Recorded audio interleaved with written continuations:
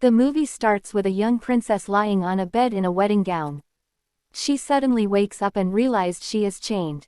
She gets up and tried to open the door but it is locked. Suddenly, two soldiers approached and she returned to the bed pretending to sleep.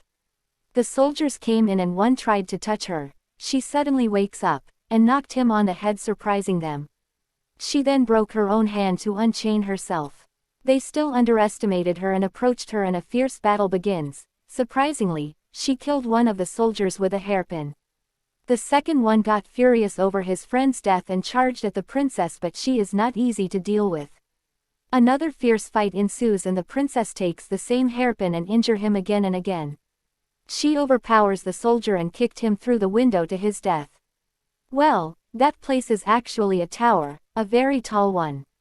Another soldier then opens the door and princess knocked him out and unchained herself.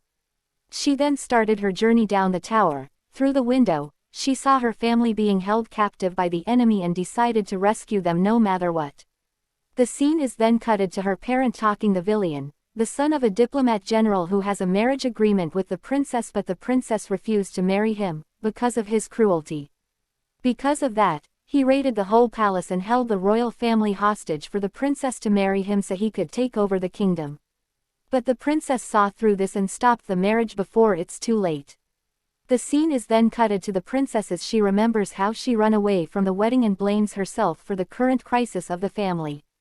Suddenly a soldier enters her room and she hid in a bathtub while the soldier took a piss and left. She then got out of the bathtub, tore her cloth to make it simple so she can fight well.